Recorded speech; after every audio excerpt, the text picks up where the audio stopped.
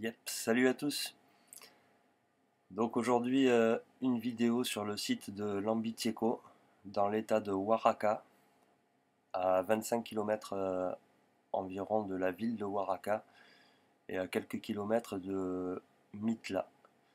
Donc je vais faire une petite présentation du site et puis je vous reprends après. Salut à tous et bienvenue sur le site de Lambitieko. Lambitieko, c'est un site qui fait partie du site de Yegi. Alors Yegi, c'est un grand site qui s'étend sur 120 hectares. Il y a 200 monticules ici là sur la vallée. Et ici donc c'est juste deux petits monticules.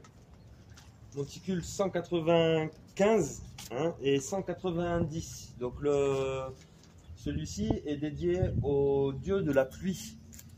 Dieu de la pluie qui s'appelle Kosiro. Kosiro, donc vous avez la représentation juste derrière. Ici, cette cité était très importante. Elle y était pendant la phase de Rosario, c'est-à-dire 700 ans avant Jésus-Christ. Donc avant la construction de la cité de Monte Alban.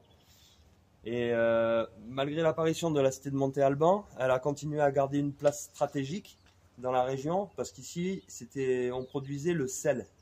Et donc c'est pour ça que cette cité était très riche et donc a gardé une grande importance. Voilà. Donc monticule 190 et juste derrière monticule 195, on va aller voir ça.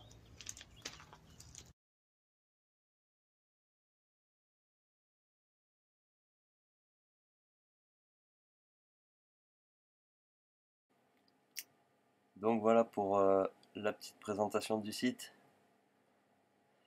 Alors je vais pas avoir grand chose à rajouter en fait, puisque en fait je vais me contenter de commenter également ces images, vous donner mes quelques impressions sur ce site peut-être.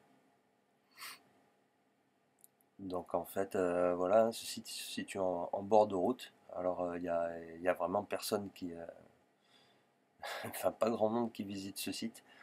Il faut dire qu'à Oaxaca il y a un grand nombre de sites à visiter. Mitla est à quelques kilomètres d'ici et donc c'est une autre destination pour les touristes. Et ce site-là, bon ben, il est au bord d'une route, une grande route très passante. Donc personne ne s'arrête. Nous on a dû aller à la ville d'après, reprendre un tuk-tuk en sens inverse qui nous a déposé sur ce site. Bon, on était les seuls, hein. Alors là, donc on a fait un petit peu le tour de ces deux monticules. Et puis on se retrouve sur une place très typique de toutes ces places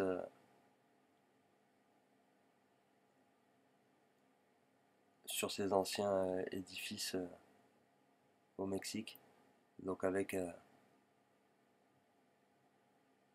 cette petite surélévation là, au milieu d'une place entourée de d'autres édifices, d'autres petits plateaux.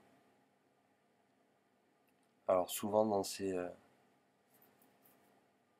petits monticules au centre, c'est par là que se font les accès au souterrain.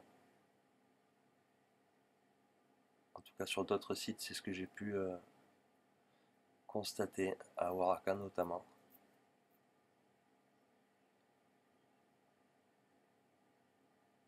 Donc là voilà, on va rentrer donc sur... on a déjà vu l'intérieur du premier monticule et là on va sur l'intérieur du second.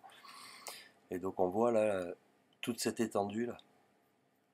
Donc j'ai dit tout à l'heure, je sais plus combien exactement d'hectares, mais c'est plus de 100 hectares. avec 200 monticules. Donc si ici il y en a deux, ben, ça en fait 198 autres qui n'ont pas été fouillés. Alors on pourrait faire encore pas mal de découvertes, c'est le cas de le dire. Donc encore ici on voit des accès qui ne sont pas accessibles. Il y a également, je parlais tout à l'heure de souterrain, mais il doit y avoir des chambres basses, des chambres souterraines, les tombes. Donc ici, pas de gros mégalithes, hein. Ce sont des constructions en petites pierres recouvertes de stuc. Si vous voulez voir les gros mégalithes, je vous conseille la vidéo de Mitla, où là l'architecture est complètement différente. Les frises également sont très différentes. Bon, de toute façon, Mitla, c'est un site assez unique en son genre. Voilà, allez voir la petite vidéo que j'ai mis en ligne. Donc bon, on peut pas trop approcher ces frises ici. Je vais en filmer, voilà, ici, là, sur le côté. Donc il y en a là, ces formes de vagues ou de spirales encore, faites de petites briques. Mais vous les verrez mieux encore, de plus belles frises sur la vidéo de Mitla, encore une fois.